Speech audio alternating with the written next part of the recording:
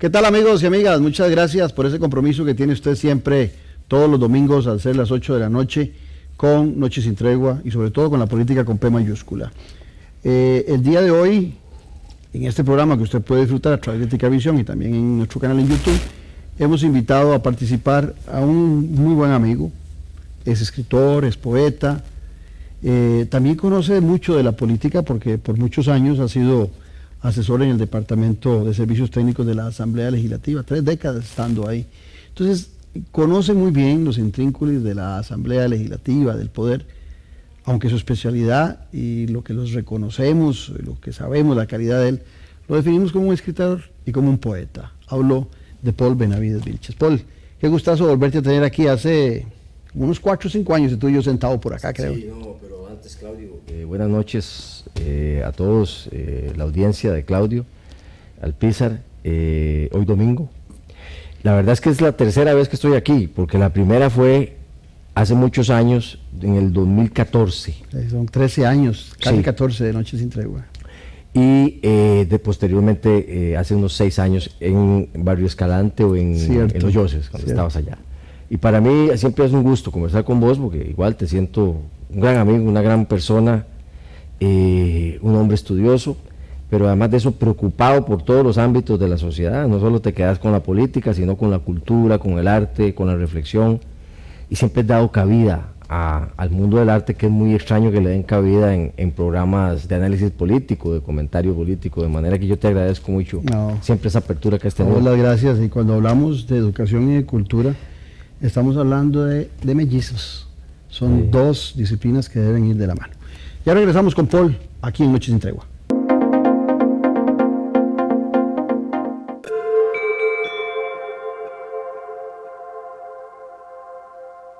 Productos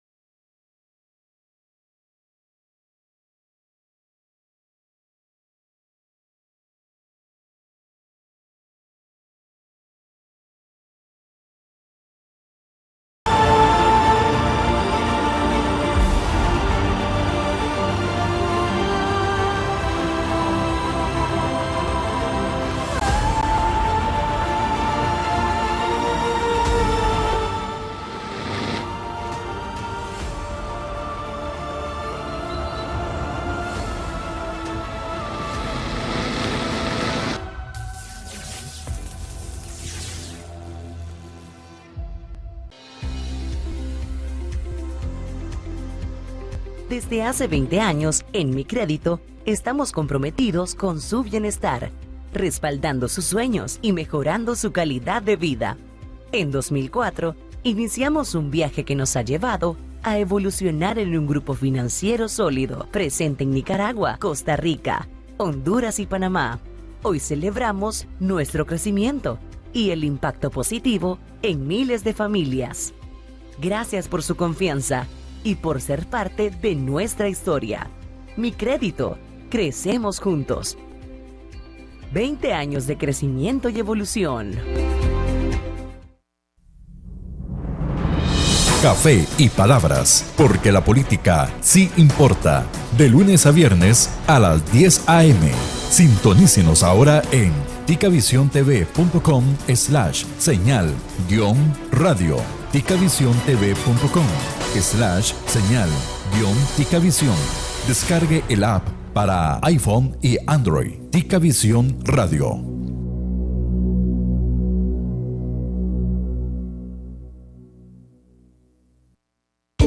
Ya a la venta. Ya a la venta. El nuevo libro del politólogo Claudio Alpizar Otoya, Gobernabilidad y Gobernanza.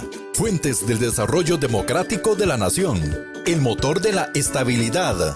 El país avanza, sin ella se estanca. Gobernanza, la voz de todos. Empodera, une y transforma. Comuníquese con nosotros al WhatsApp 2273-1473. 2273-1473. Consíguelo ya mismo en Editorial Jade. Editorial Jade.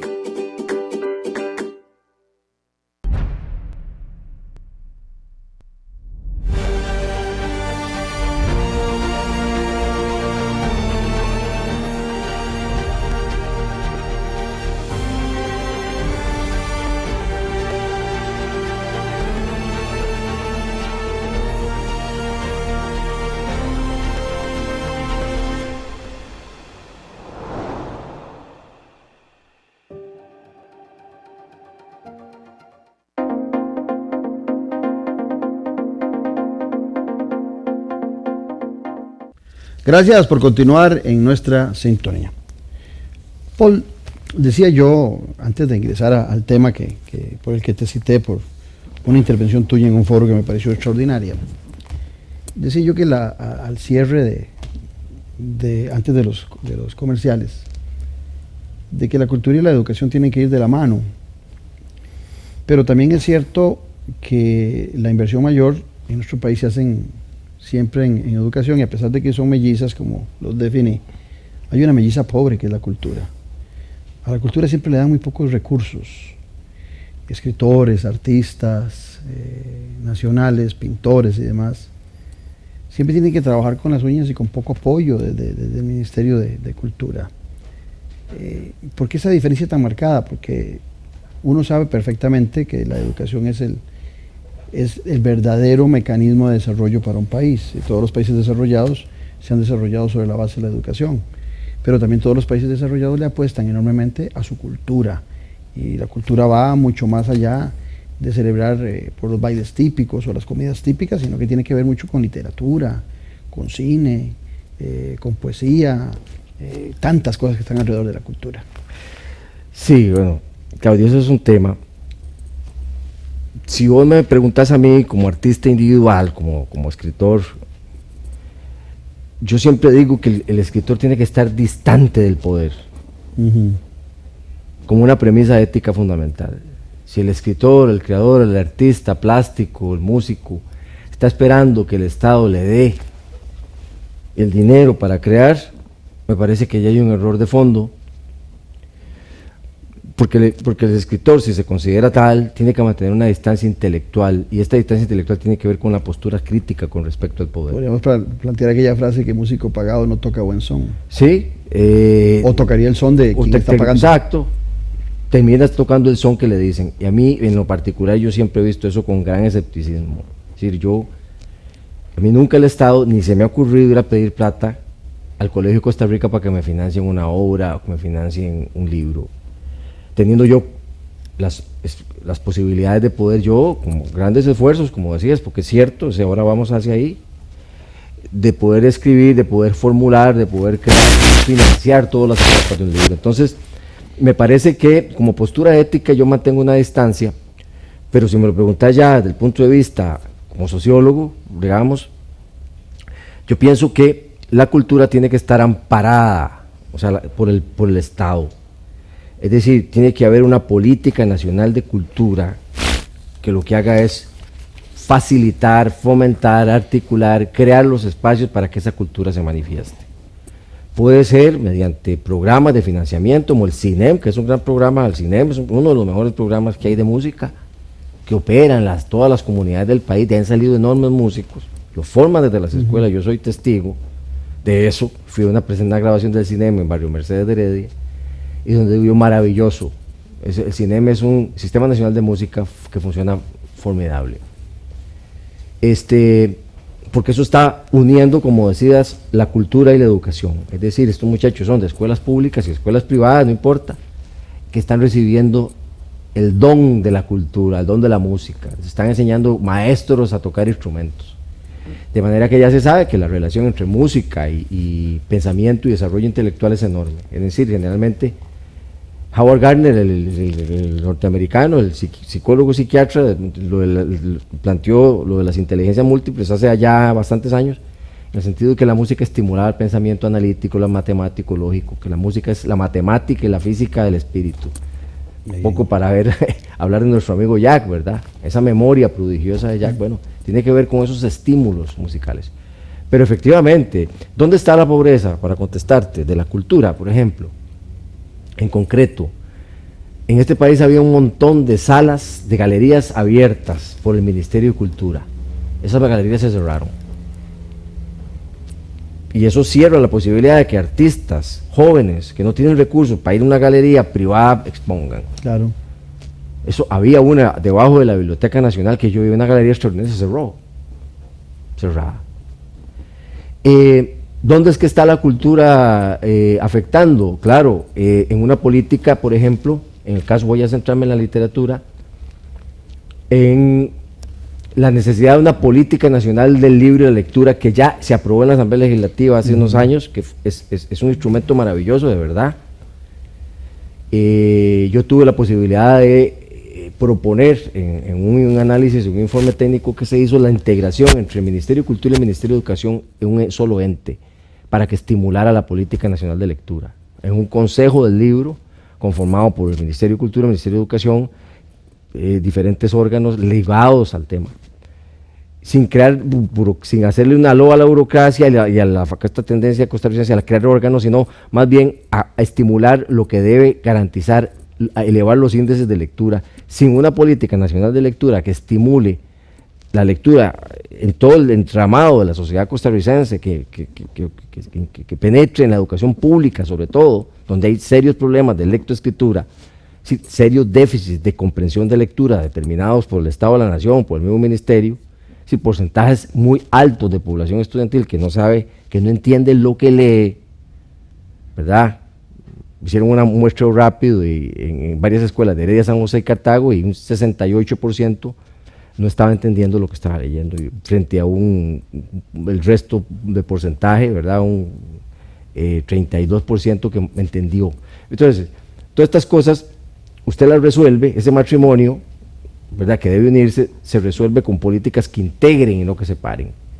Es decir, una política nacional de lectura que estimule la lectura para que haya consumidores de libros nacionales, ¿verdad?, que se acerquen a la lectura y estimular el ecosistema del libro, digamos. Los mismos festivales artísticos de arte funcionan mucho para esto y otras áreas. Las ferias del libro, por ejemplo, para hablarte concretamente, en lugar de tener una feria nacional del libro que se va a realizar mañana en el Estadio Nacional, hacer unas 7 ferias regionales, una por provincia, ¿verdad? Que el ministerio desarrolle ferias por provincia o por regiones. Sí, que no las concentren en el centro de la... Exacto, entonces lo que hace usted es primero estimular la venta, permitirme a mí, que soy un escritor que publica en una editorial pequeña, privada, que le cuesta mucho sobrevivir, ¿verdad? Porque los costos tengo que asumirlo yo como autor, financiar, y la editora tiene que también lidiar con otro problema aquí, que es que el mundo del mercadeo y la circulación del libro es subdesarrollado y tercermundista. Es decir, aquí no hay, y ahí es donde el Estado entra otra vez a jugar, un estímulo del Estado para que el productor del libro pueda hacer circular sus libros y pueda tener reglas claras para que la gente pueda vender, pueda ganar algún dinero de lo que produce de sus libros. Porque no funciona, y yo he estado algunos años produciendo libros sin obtener el punto de retorno, es decir, sin obtener ganancias. Yo lo puedo medio sostener, pero hay gente que colapsa. Sí, es amor al arte. Es decir, eso amor al arte, eso es viéndolo desde una y en la cultura, crítica. La mayoría de los que están en las diferentes áreas de la cultura funcionan muy similar. Entonces, claro, músicos titulados tocando en bar. Ahora, no puedo dejar pasar una frase que dijiste que me pareció de gran impacto. El artista tiene que estar lejos del poder, ¿verdad? Sí. Eso me pareció fundamental. ¿Por qué? Porque ciertamente le da un alto grado de independencia al músico, al escritor, al pintor, al que sea, porque si hay una actividad que denota o da la gran facilidad de poder hacer denuncia sobre lo que se vive y acontece en una nación, es a través del arte. A veces en una forma muy disimulada, en otras con gran explícitamente, como es en el caso de la literatura. Y comprendo bien la frase que dijiste. El escritor, el artista tiene que estar lejos del poder, pero del ejercicio del poder.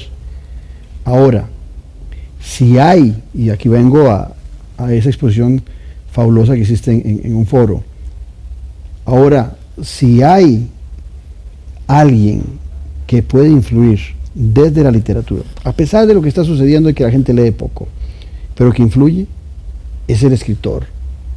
A la hora de analizar lo que acontece en una nación, a la hora de denunciar lo que acontece en una nación. Entonces ahí estamos hablando de la evaluación, de la criticidad del escritor, claro, sobre el ejercicio del poder. Claro, eso es muy importante, pero requerís un público que lea, ¿verdad? Había libros que en la historia, que cambiaron la historia de la humanidad. Manifiesto Comunista de Carlos Marx, cambia, varía, implica una serie el impacto que tiene, pero es que había un público que leía, un público lector, ¿verdad? Una poeta rusa, Anna Akhmatova, prohibida por el régimen stalinista en la Unión Soviética, prohibida su existencia dentro de la Unión Soviética y prohibida su circulación de libros. Sus poemas andaban de mano en pequeñas hojas y lograron crear conciencia revolucionaria, es decir, antirrevolucionaria, es decir, en función de la libertad de opinión. Y Anna Akhmatova fue una gran poeta prohibida en la Unión Soviética. La censura funcionó a favor de su existencia. Es decir, hoy difícilmente un libro cambia una sociedad o vota un gobierno. La literatura no está hecha para votar gobiernos.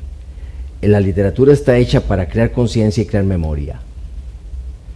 Y crear, si existe un público lector, una comunidad de lectores, como existe en Japón, como existe en Suecia, Noruega, Finlandia, como existe en Alemania, como existe en Francia, en Japón, es decir, que esa comunidad logre, mediante los elementos y herramientas de la educación y la cultura, entender que hay obras que deben ser leídas para tomar conciencia y postura crítica en relación a la sociedad. Por ejemplo, José Mármol, un escritor del siglo XIX argentino, escribió una novela maravillosa en el siglo XIX, Amalia, que era una crítica al gobernador de Buenos Aires, Juan Manuel de Rosas, una de las figuras más importantes de la expansión de Argentina. Correcto. Pero Juan Manuel de Rosas escribió eso porque él era un crítico fundamental a Rosas y una tendencia autoritaria innegable en Rosas. Y esa novela logra calar en los públicos argentinos y hacer conciencia en el ciudadano. En el siglo XIX le llamaban el poeta Juan Manuel de Rosas, el poeta, el periodista José Mármol. Un libro fundamental, bueno, La fiesta del chivo, de Mario Vargas Llosa, sí. Es decir, un hombre independiente como Mario Vargas Llosa, un hombre que ya había encontrado el éxito y los premios en la literatura, se atreve a escribir una novela como La fiesta del chivo, que es la narración sobre el poder de Rafael Leónidas Cárdenas en Dominicana. Bueno, ¿para qué sirve la fiesta del chivo? La fiesta del chivo sirve para que el dominicano tenga recuerdo y memoria de que hubo, y conciencia, un dictador que se comportó de una manera brutal y asesina y tirana en la República Dominicana. Y lo mismo podemos decir de otras obras costarricenses, ¿verdad?, que están a lo largo y ancho de la literatura, Mamita Yunay, Pero ahí vengo a una de las frases de esa exposición que vos hiciste, que decías que los escritores deben preguntarse qué tienen que decir en su literatura, o más precisamente, qué deben decir sobre lo que está sucediendo. Pero me preocupa lo que decías antes, y que no estamos descubriendo el agua tibia, vos y yo acá, que es el hecho de que la gente ya no lee. Entonces, en ese mundo de las posverdades en que vivimos, donde el que no lee, el que no se informa, el que no investiga, termina creyendo cualquier tontería, y desde ahí entonces podríamos venir y decir que el internet y esa comunicación tan rápida, tan fluida, tan corta, le está haciendo un enorme daño a la conciencia de las sociedades. Simón Bolívar lo entendió ya al final de sus postrimerías, decía, no se puede construir república sin ciudadanos. Y para que haya una ciudadanía democrática tiene que haber una comunidad lectora, una comunidad educada, una comunidad con una alta escolaridad y altos niveles de información y comunicación. Si no, estamos... En educación no hay desarrollo. Estamos hablando en el vacío. Es decir, correcto. Yo podría escribir un libro muy crítico, La fiesta del chivo 2, o podría escribir Agosto, de Rubén Fonseca, que es una gran novela sobre Getúlio Vargas, el gran populista Getúlio Vargas, que también hizo reformas agrarias importantes, ¿verdad?, de la época de Lázaro Cárdenas, el gran populismo bonapartista, que era autoritario y represivo, pero también tenía procesos reformadores importantes. Escribí una novela que se llama Agosto, y podría yo escribir también una novela que se llama Agosto, pero necesito que gente que lo lea, porque si no el libro cae en el vacío y se convierte en un objeto más. Si hay un analfabetismo funcional muy alto, es decir, gente que no lee, podrá leer y escribir, pero que no lee libros, no está educada en la lectura de libros, ese efecto, el efecto político de la literatura muere. O sea, decae, desaparece. Todas las grandes obras de la historia del Quijote, por ejemplo, fueron leídas en toda Europa, porque lo que hacía el que no sabía leer debía aprender a leer. Era la manera de entrar a la cultura. En nuestro país lo mismo, es decir, es decir, no había los niveles de escolaridad que había ahora. La cultura entraba por los libros. Claro. Entonces obligaba a los ciudadanos a aprender a leer, era la vía de entrada a la cultura, pero no solo a la cultura, o a la alta cultura, no, era la entrada al civismo, a la educación cívica. Bueno, y en eso me hace recordar en los 1800 y pico a Mauro Fernández diciendo que la Universidad de Santo Tomás no iba más, que se cerraba, que había que invertir mucho en primaria y en secundaria, porque ¿para qué universidad si no teníamos gente que engrosara las filas de esas universidades? Sí, sí. Después vino el cambio en los 40 con la Universidad de Costa Rica y ya había una buena materia prima, en el buen sentido del término, para que acudieran a las universidades. Pero la literatura y el poder, a pesar de las dos diferencias que marcamos en esta conversación, siempre han sido una controladora de la otra. La literatura con una libertad total, ya sea dentro de su propia nación el escritor o desde afuera el escritor, haciendo la denuncia sobre lo que está percibiendo. En estos días recientes me llama mucho la atención que por cosas que han sucedido en nuestro país, algunos diputados y algunos actores políticos han sacado a relucir La loca de Gandoca y a Mamita Yunay, ¿verdad? Que no son lecturas que se escribieron hace 5 años ni 10 años, sino que tienen su longevidad, pero que siguen teniendo gran vigencia. O sea, de alguna manera estamos retomando literatura que fue denunciante en su momento y que pareciera que hoy tiene nuevamente vigencia en el escenario político nacional, pero así ha pasado en América Latina. Sí, y vos en esa exposición haces un análisis de varios autores latinoamericanos que hacen un gran aporte a ese cuestionamiento y a esa auditoría del ejercicio del poder. Es el origen, es decir, vamos a ver, en el origen de América Latina, una vez, voy a ir un toquecito atrás para poder colocar la literatura política. Vos sabes que a mí me interesa la literatura. La relación entre política y literatura es desde el origen mismo de las repúblicas independientes americanas. Cuando se viene la ruptura con España, América Latina entra en un caos. El orden colonial entra en crisis y lo que se plantea es el caos. El caos en América Latina se ha resuelto mediante formas específicas y muy concretas, digamos la solución caudillista o autoritaria desde el origen de los tiempos. La estructura, la administración colonial había entrado en crisis en España desde hacía mucho tiempo. España había perdido mucho control, mucho poder, mucha administración. Se habían dado muchos fallos tolerados por la colonia, entre ellos contrabando, evasión fiscal desde la colonia. O sea, hay una larga tradición en América Latina de evasión fiscal que viene desde los orígenes. Entonces, América Latina en esa situación de caos, lo que plantea son todos los libertadores, Morelos, Hidalgo, Bolívar, San Martín, Francisco de Miranda, Simón Rodríguez, lo que plantean es la reconstitución de un orden colonial sobre la base de una figura fuerte.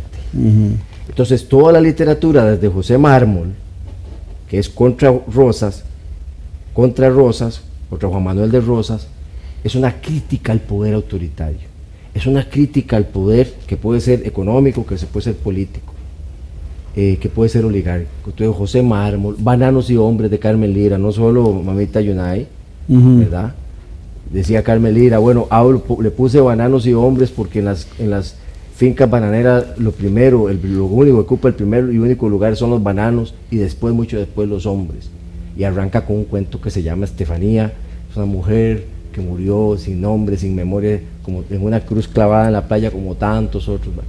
Y luego viene Calufa con su Mamita Yunay, 41, en el 41, muchos años después, donde hace un cuestionamiento al enclave bananero, define, dibuja todas las estructuras de poder, los excesos, ¿verdad?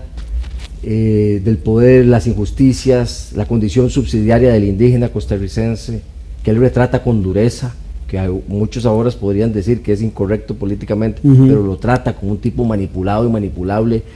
Pero además Carlos Luis recuerda algo fundamental, es decir, todas las zonas del país fronterizas, tanto las fronteras como las zonas del Caribe Sur o el Caribe del Sur-Sur, han sido zonas que no han estado en el imaginario político de los dirigentes políticos desde el siglo XIX en Costa Rica. Es decir, Costa Rica nunca tuvo buenos tratados con Nicaragua. El tratado del tratado fronterizo con Nicaragua está a favor de Nicaragua, ¿verdad? ¿Cómo fue que le cedimos el río a Nicaragua? Es de ellos, es el límite, solo tenemos derecho a la navegación, es un pésimo tratado. A Mora le ofrecieron Rivas para abajo, Mora no lo quiso. Sí, eso era también de Costa Rica, y no, me voy para Costa Rica. 1856. Por algo será. Igual el sur, la frontera sur era con Colombia, eso lo perdimos una enorme cantidad vino la guerra, y esa guerra, la de Coto, fue una masacre. Eso quiere decir que las fronteras nunca han interesado, y las zonas aledañas a las fronteras nunca han interesado, son zonas, digamos, desalojadas del imaginario político de los gobernantes desde el siglo XIX hasta el siglo XX y el siglo XXI. Entonces, digamos, la literatura lo que sirve es para recordar, para recordar que en América Latina los problemas que son desde el siglo XIX mantienen una presencia y una actualidad pasmosa, pero además no solo en eso, sino que hay una enorme cantidad de lo que llama la novela del poder, la novela política, novela del dictador, que tiene que ver con esa tendencia natural de América Latina de ordenar el caos mediante el autoritarismo. ¿Qué es Maduro? Autoritario. Claro. ¿Qué es Ortega? ¿Qué es Cuba? ¿Qué es Bukele? ¿Qué es de alguna forma Bukele? ¿Qué es incluso López Obrador? Es el retorno a la figura seminal de la figura fuerte. Digamos, el gobernador español tiene, el caudillo latinoamericano tiene un antecedente que es el gobernador español. Es decir, y antes del gobernador español era el conquistador. Es decir, López de Aguirre, Maduro tiene más de López de Aguirre, que conquistó Perú a sangre y fuego de una manera autoritaria y dura, ¿verdad?, que con Simón Bolívar. Es decir, Ortega tiene más de un autócrata, digamos, con Boñiga en las botas del siglo XIX, digamos, de la zona más rural o agraria de América Latina, que una figura caudillesca liberadora. Es decir, son figuras que están en el origen de América Latina y que son figuras que antes que modernidad son una utopía regresiva. O sea, Maduro y el socialismo es una utopía regresiva. Si los métodos de poder, del control del poder, son los de Juan Manuel de Rosas, que Augusto Roa Bastos define, descifra y pone en Yo el Supremo. Porque el Yo el Supremo es, si vos ves, todos los autócratas latinoamericanos es la monopolización de la palabra y el control de la palabra. Es decir, Rosa lo que hizo fue, como novela, porque vamos a ver, la novela tiene que recurrir a los mecanismos y los instrumentos de la novela, del arte. Es decir, la novela no está hecha para derrocar ni para cambiar gobiernos. Es decir, el arte está hecho para crear conciencia, para crear luz o luminosidad. Pero en esto, te detengo ahí en esto, porque oyéndote con mucho detenimiento, me haces pensar en lo siguiente. Han nombrado algunos, y son muchísimos más, autores latinoamericanos, inclusive con premios Nobel, como García Márquez, como Vargas Llosa, ¿verdad? Hay muchísima gente. Carlos Fuentes. Pero ahí es donde quiero llegar, porque resulta que de repente tanta literatura y tan buenos escritores denunciando en épocas en que la gente leía más que hoy en día, no han hecho de América Latina una sociedad más democrática. No. Y en países donde la literatura ha sido fundamental, pensemos en México, pensemos en Chile, pensemos en la misma Argentina, en Perú, en Colombia, en Venezuela. Pero resulta que nosotros, dentro de nuestro marco, con nuestros escritores, sí hemos logrado tener una democracia con todos los defectos que pueda tener, porque es una obra humana, no puede ser perfecta, pero hemos logrado tener la mejor democracia, la más longeva del continente. ¿Influyeron esos autores nuestros en este país que logramos ir armando o no influyeron? ¿Y por qué no influyeron los restantes de América Latina con más renombre internacional para que en esos países el sistema democrático, la libertad de expresión, la libertad de prensa fluyera con mayor rapidez? Bueno, es una pregunta interesante. Complicada, ¿verdad? Sí. Vamos a ver, Costa Rica es, dichosamente, desde el Pacto de Concordia, un acuerdo progresivo y positivo y constructivo de una serie de constituciones que se van creando por concertación en el tiempo. La línea conductora de todas estas constituciones es la libertad, el acuerdo. Aunque hubiese tensiones y aunque hubiese conflictos, las constituciones de alguna u otra forma eran, por influencias autoritarias, Tomás Guardia, pero hace una constitución fundamental para el 49, ¿verdad? Pone los fundamentos liberales, ojo con esa palabra, que se mantienen en la constitución del 49, y eso nos salva. Porque la constitución del 49 es una constitución que se preocupa mucho por las libertades políticas. Que eso es muy importante, Poli, te interrumpo solo por esto, porque mucha gente hoy piensa que cuando se habla de liberal estamos hablando de lo económico. No, lo liberal desde el punto de vista político. Sí, claro, como nosotros, vos y yo lo entendemos, que son de la misma generación, sí, que era, digamos, lo liberal en el entendido como los derechos políticos de primera generación, derecho a la libertad de pensamiento, organización, de expresión, fundamental. Esto es una constante a nivel de América Latina. Se suspende en el 49, en la revolución del 48, y en otros momentos se ha suspendido también, porque la conquista de la libertad siempre fue complicada y va ligada a la democracia. Entonces, la democracia costarricense tiene un fundamento que es la libertad, es decir, como principio fundamental de pensamiento, la libertad entendida filosóficamente hablando, ¿verdad? Es la libertad de pensamiento, de acción, de organización, de movilidad.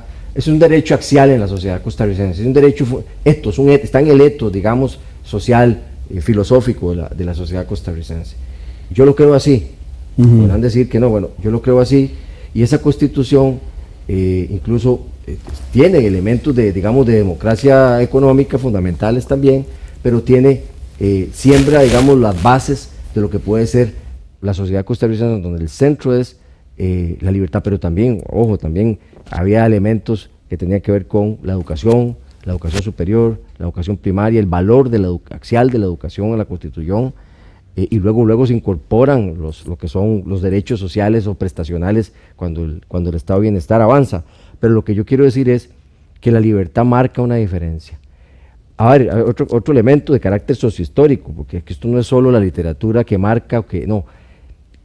Y esto es viejo, al no ser Costa Rica una sociedad colonial muy atravesada por las jerarquías, al no ser Capitanía General siquiera, y estar distante de la Capitanía General de Guatemala y distante del Imperio Mexicano, es decir, de lo que fue el Imperio Mexicano, o digamos, y con el tapón de Darien, que una sede, digamos, del Imperio Español, nos permitía comunicación. Exacto, las estructuras de poder, decir, económicas, sociales, culturales, las diferencias étnicas marcadísimas en el resto de América Central y del Norte, y más del sur, más el sur, América del Sur, sin negar que aquí hubo africanos e indígenas, y hubo asimetrías, y hubo expoliación, sin negarlo, para dar paso luego a una sociedad mestiza, fundamentalmente que es mestiza, híbrida y cruzada. Costa Rica estuvo distante, esos fardos de las estructuras coloniales, de poder, claro, que marcaban mucho, que siguen marcando a México, que siguen marcando a Venezuela, que siguen marcando a Nicaragua, que siguen marcando Cuba. Ahora, no se puede echarle... O sea, lo que fue una desventaja histórica, geográfica, sí, se convirtió en un beneficio. Pero tampoco se le puede echar los clavos, por decirlo así, a las estructuras coloniales heredadas, no, porque lo de Nicaragua es un autoritarismo puro. Es decir, lo de Venezuela es tiranía carcelaria, por ejemplo. Para mí eso es tiranía carcelaria, eso ya no es dictadura, eso es tiranía carcelaria, que Stalin debió, si se levanta, hubiera agarrado volados de Maduro, tal y como Maduro está aplicando los mecanismos de represión, lo que hace Cuba, por ejemplo. Bueno, ahí también hay artistas, En Nicaragua hay poetas y músicos a favor de Daniel Ortega. En Cuba lo mismo, Silvio Rodríguez y demás, avalando es decir, las medidas autoritarias de un régimen. Lo mismo Venezuela. Es decir, ahí el artista perdió la libertad, perdió su autonomía y murió el artista. Allí lo que hay es un... Ahí no estuvo lejos del poder. No, ahí fue tragado por el poder. Entonces, esa pregunta que estás haciendo, la literatura costarricense, sí, vea que usted que Carmen Lira, Bananos y Hombres, Mamita Yunay, Sitio de las Abras del 50, de Fabián Dobles, han sido literaturas que han ayudado y han formulado conciencia histórica de largo plazo, ¿verdad? Conciencia histórica de largo plazo. Conciencia histórica, social, académica de largo plazo, pero la pregunta es ¿por qué siguen los problemas de pobreza rural, de pobreza urbana o de pobreza rural en las zonas alejadas del centro metropolitano? Vos decís en tu exposición en ese foro que hay un desajuste ya por décadas en el país. Sí, es que hay un desajuste porque esto viene de largo. A ver, a la gente aquí no le han hablado claro, el problema es que también ha habido problemas estructurales del desarrollo capitalista internacional, es decir, el capitalismo se frenó desde los 70s, desde los 80s. Ha habido un decaimiento de la tasa de crecimiento en Europa, de la economía. Ha habido un proceso de pérdida de empleos en el sector de la industria, de la mano de obra.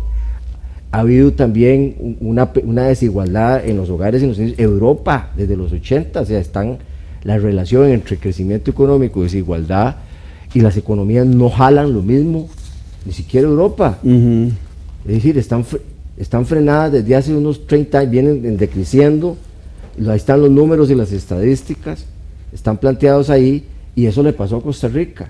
Es decir, la presencia de China, por ejemplo, en el mundo, que nos quebró la industria textil, que ha sido un golpe para la industria costarricense. Bueno, esos son factores que están pesando ahí. Yo no me quiero meter por ese tema, porque aquí venimos a hablar de literatura, pero lo que quiero decirte es que los partidos no le han hablado a la gente como es. decir, bueno, vos le pasas una factura grande a los políticos en esas décadas de desajuste. Es que el desajuste, es decir, llegamos bien hasta el 70, y lo que viene después del 70 es el desajuste de la economía internacional, es decir, es el auge de China, el desaceleración de la economía internacional, el efecto sobre la sociedad, la creación de una especie de economía de servicios de bajo nivel salarial, ¿verdad? Y eso sucediendo en Europa. No estoy hablando que sucedió en Nicaragua, sí, sucedió en Europa, y Costa Rica no es la excepción de todo eso. Entonces, a la gente no le han explicado que hay megafactores que están incidiendo también externos que están incidiendo aquí, y que la literatura puede hacer poco, en realidad, porque los políticos son los que tienen que tomar la decisión de haber cerrado la brecha que nos generó la globalización, ¿verdad? Que es una brecha económica, educativa, social, política, cultural. Bueno, en la cultura estamos apabullados por la cultura de las redes, por la cultura del espectáculo. Para un escritor nacional es muy difícil competir con Mario Vargas Llosa, pero no solo porque Mario Vargas Llosa es un gran escritor, pero además ellos se financian y se propagandean o se mercadean con grandes megaempresas, digamos, editoriales, y para uno es muy difícil competir contra ediciones de 60,000, de 80,000 libros que bajan los costos, ¿verdad? Bajan costos, el libro lo compran aquí en el distribuidor muy barato, y además se acompañan de eso de estructuras de publicidad enormes, donde la gente va a una librería y dice, uy, el libro que tiene más bonita localidad, ubicación, entonces es adquirido. A nosotros nos mandan un rinconcito ahí, humilde, entonces uno tiene que generar su propio mercadeo, su propia propaganda, ¿verdad? Cacarear, como dirías vos, en algún momento, el producto, bueno, como tu libro. Bueno, a vos te queda fácil porque te conoce mucha gente, pero a nosotros los que no, tenemos que andar promocionando en redes. Hay un concepto que me gustó mucho en tu exposición, y es cuando hablas de la energía utópica que se ha perdido en los políticos. Y cuando te leía en ese marco, recordaba a dos pensadores de hace muchos siglos. Uno que se le define como el padre de la ciencia política, que es Nicolás Maquiavelo, y el otro, el inglés Tomás Moro, ¿verdad?, que escribió La Utopía. Y yo siempre he dicho que los políticos tienen que divagar entre la literatura de ambos, porque Maquiavelo lo que planteaba al final de cuentas era lo que era la praxis política, la realidad, la realpolitik, es el concepto nace a razón de Maquiavelo. Pero en esa utopía que pierden los políticos, que planteaba Tomás Moro de un mundo perfecto en su libro La Utopía, yo creo que eso debería ser la inspiración de muchos políticos, pensar en una gran sociedad, que es muy difícil lograrla porque, repito, toda obra humana es imperfecta.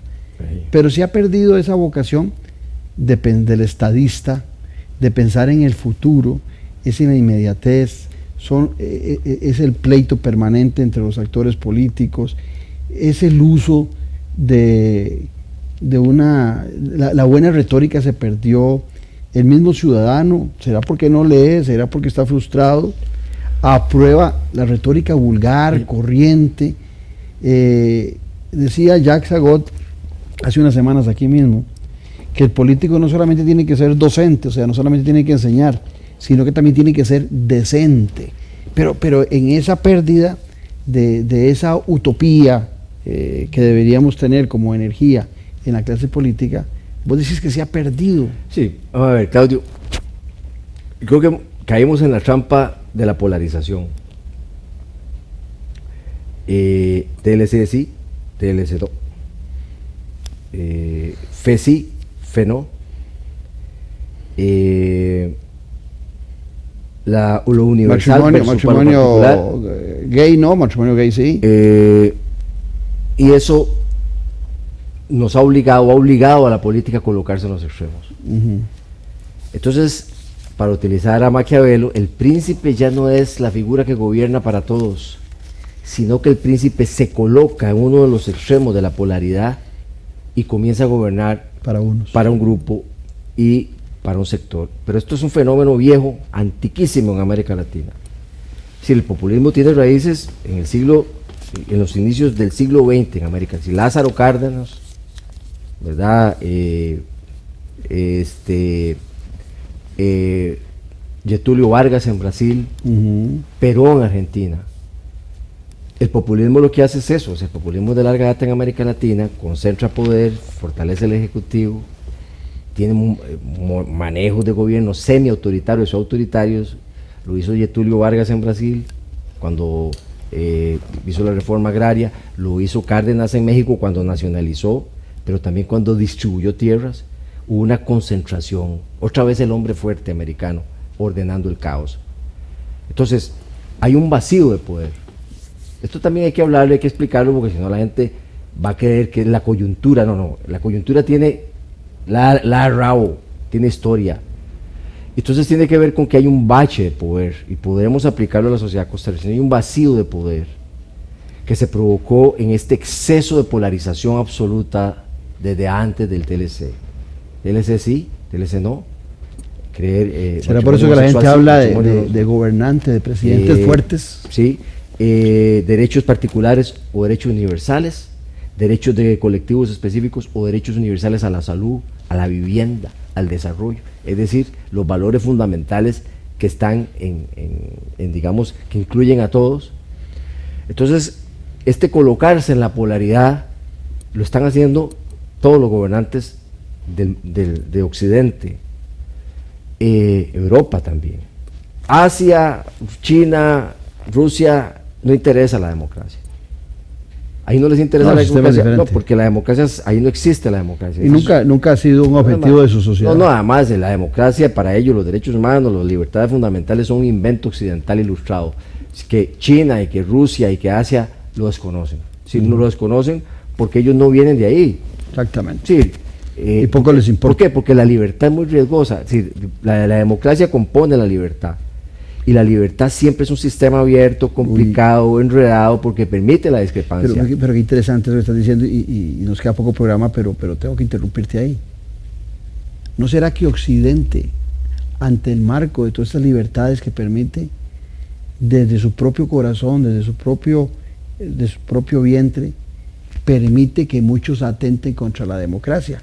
Lo cual no sucede en los regímenes dictatoriales, donde hay autoridad, nadie atenta contra la autoridad, pero en la democracia se puede atentar contra el dilema colonial americano entre caos y orden, América Latina lo sigue resolviendo similarmente como fue el origen, es decir, con un hombre fuerte. Bolívar ordena el sur, quiere convertirse en una especie de Napoleón americano, que venía inspirado por la Revolución Francesa. Seguimos siendo un continente desigual. Para que un orden, pero este orden estaba atravesado por diferencias étnicas, culturales, económicas, desarrollos heterogéneos, de fardos coloniales, y lo mismo México, y lo vemos fácil que América Latina. Costa Rica sí, hay que decir, es una excepción. Pero claro, como decís vos, la libertad, la democracia tiene un coste corporado que es la libertad, y la libertad perturba el orden autocrático. Entonces, en una situación de vacío político, como el que está pasando Occidente, porque China, Rusia, Asia es otro planeta, es decir, y cuidado, y hay más regímenes autoritarios en el planeta que democracias, y si la democracia no se pellizca, va a declinar, hay un declive claro. De la democracia, ya está documentado, porque hay un caos del capitalismo. Es decir, el problema fue que el capitalismo, para que haya democracia, tiene que haber una democracia que genere recursos para generar eficacia e igualdad. Europa incluso tiene los serios problemas. Es decir, ¿por qué Europa está en caos? Bueno, tiene el problema de la migración, tiene el problema de China, tiene el problema de Rusia, pero también tiene el problema de ese decaimiento de la energía capitalista. Pero es decir, sin desarrollo capitalista democrático, ¿verdad? Vos no podés financiar ni la salud, ni la educación, ni nada. Entonces, el dilema de América Latina, pero incluso este país, es que nuestra economía se fracturó, y tras eso hay una polarización en la esfera de la cultura, como decía Gramsci. Ese sí o no en materia de matrimonio universal, ese sí o no entre universalismo y particularismo, ese sí o no entre tiranía y libertad, ese sí o no entre libertad y autoritarismo, ese sí o no entre represión policial dura, hardcore, y una especie de mecanismos menos bulliciosos de la democracia, más de política pública. Pero eso está pasando en toda América, de todo Occidente, América Latina. Es decir, en este vacío provocado porque la economía se fracturó, porque los partidos de centro también, o los partidos se descalcificaron, y vos lo sabes eso, y entonces surge el extremo. Pero entonces muere el pacto social. Bueno, muere el pacto social porque también ya está documentado que el pacto social o el pacto igualitario se lesionó en los 70s. Piketty y otra gente más lo ha dicho, es decir, el pacto entre la burguesía industrial y entre los partidos políticos, los sindicatos y los trabajadores se fracturó, y en Costa Rica se fracturó en los 80, ¿verdad? Se fractura en los 80. Entonces, ¿por qué el TLC? ¿Por qué el Convoice? Es decir, porque todas es la búsqueda de la polarización que trata unos, bueno, privatización sí, privatización no, estatización sí, estatización no. Es el mismo dilema, ¿verdad? Porque también hay una crisis de los partidos que se olvidaron hablar a la ciudadanía de que hay una cosa que se llama mundo, economía, cultura y política que van de la mano. Y te agrego algo también en ese mismo orden. Nadie está dispuesto a ceder. O sea, la gente ha creído que la democracia es el ganar, el ganar el 100%. Cuando el toma y daca, la negociación, el ceder, el que otro también gane, parece que hoy no es parte de quienes ejercen el poder. Claro, pero esto es parte del mismo fenómeno, es decir, morder la trampa de lo que llamo la trampa de la polaridad, o la trampa de la polarización. Y esto tiene que ver con la fractura del pacto, como decías vos, con el pacto social, que nosotros llamamos pacto socialdemócrata, del post-48, post-49, que nos dura muchos años, y la incapacidad ya de la política de recurrir a los mismos instrumentos, porque estos mismos instrumentos se fracturaron. Entonces, es financiamiento al Estado, todo es deuda, toda la cosa del 6% PIB se convirtió por irresponsabilidad de gobiernos, ¿verdad?, que crearon el hueco fiscal, crearon un caos, profundizaron el caos permanente, y tras de eso gobiernos ineficaces, como los últimos dos gobiernos, crearon un déficit fragmentaron el tejido empresarial costarricense pequeño y mediano, y los déficits de desempleo se profundizaron. Eso hay que decirlo también porque... ¿Y qué están haciendo en la literatura actual? Porque hemos hablado de Dobles, hemos hablado de todos los pensadores costarricenses, de Carmen Lira, y de Fallas y otros tantos, pero los actuales bueno, están planteando esto en sus libros, recorriendo este estado social que viene en deterioro en nuestro país. Bueno, hay autores, como por ejemplo Guillermo Fernández, que vos conociste una vez, sí, ¿verdad? Que escribió una novela que presento el sábado, se llama El vigilante en el espejo, que es está ambientada en Estados Unidos, pero es sobre el fascismo.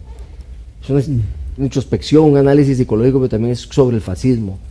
Por ejemplo, puedo dar fe de esa novela, pero yo de otros novelistas, no. Así, lo que creo es que hay, en términos generales, un retorno, lo que yo llamo ahí, el retorno al mundo privado y la salida del mundo de la polis. Y eso está pasando en una enorme cantidad de literatura que está siendo estimulada por las editoriales como Alfaguara. Es decir, escriba sobre su mundo privado, escriba sobre su familia, sobre esto y que lo otro, que no tengo nada malo, si lo hacen bien, pero es una especie de tendencia que repliega al mundo de las emociones. Esto ya tiene pico y cola, en política se dio también, se ha dado, es decir, el retorno a las reivindicaciones digamos identitarias, culturales, es un retorno finalmente a la intimidad del grupo y es la salida de algo más grande que es la sociedad, donde hay ancianos, donde hay jóvenes, donde hay viejos, donde hay gente como nosotros que estamos en un lado y en a otro, punto para probar el otro. es decir, la sociedad compleja, llena de gente, de cosas, de situaciones, de problemas, y ese retorno es una tendencia de la cultura contemporánea al repliegue interno, íntimo, personal, particular, privado. Es una especie de renuncia tácita al mundo de la polis. Entonces, la pregunta que vos te haces es fundamental: ¿dónde está la gran literatura que habla sobre la ciudad? O sea, ha estado como lo hacía Aristófanes ¿verdad? En Las nubes, en su obra Los Arcadienses, que estaba criticando a Pericles. Es decir, ¿qué nivel de atrevimiento cuestionar al mejor estadista del siglo V antes de Cristo, a Pericles, la democracia periclea? Crea un personaje que se llama Ediciópolis, que Ediciópolis va a la asamblea, era un pequeño propietario del demos, va a la asamblea ateniense y se atreve, Aristófanes lo pone a hacer dos cosas imposibles para un miembro de la no aristocracia del pueblo, que era hablar, tomar la palabra en el parlamento y cuestionar a Pericles. Y Aristófanes lo hace, siglo V antes de Cristo. Es decir, ahí está los griegos, que ya casi lo inventaron todo, estamos replicando a los griegos, como decía George Steiner, estamos repitiendo a los griegos en todo, en política, y cuando se repiten mal se cae en caos, en la dictadura, en la anarquía, ¿verdad? Cuando se malentiende la democracia, caemos en eso. Entonces, la literatura, como lo decía Aristófanes, es un recordatorio a Pericles de que él fue a la guerra con Esparta sin razones fundamentadas, era por sacarse el clavo con Megara, que había sido aliado de Esparta, que había sido aliado de Atenas y ahora era aliado de Esparta, y lo que quería era ponerla de rodillas y sepultarla. Es decir, ustedes no tienen culpa los atenienses, lo que tienen responsabilidad es Pericles y sus ansias de poder, y además despedaza la famosa igualdad que estaba en el epitafio de Pericles, ¿verdad? Nadie puede ser desconocido por sus méritos sociales, ni puede ser anulado por ser pobre del ejercicio de los puestos públicos. Y eso era falso, y Aristófanes se encarga de decirle: usted es un mentiroso. Yo, que creé un personaje, voy a la asamblea, me sacan y me abuchean, porque yo no era de la aristocracia ateniense. De manera que la literatura, ahí está todo, ya está escrito todo, lo único que hacer es recordarla, nada más. Concluyo el programa con eso que decías: estamos repitiendo a los griegos, ¿verdad? No estamos inventando absolutamente nada nuevo. Como siempre, Paul, agradecerte tu gentileza de estar con nosotros. Muchísimas gracias, Claudio, un honor haber estado con vos, un gusto. Un gustazo. Y a ustedes gracias por haber compartido, y espero que hayan disfrutado esta cátedra con Paul Benavides, y los espero en 8 días en otro capítulo más de La Política con P mayúscula. Un abrazo.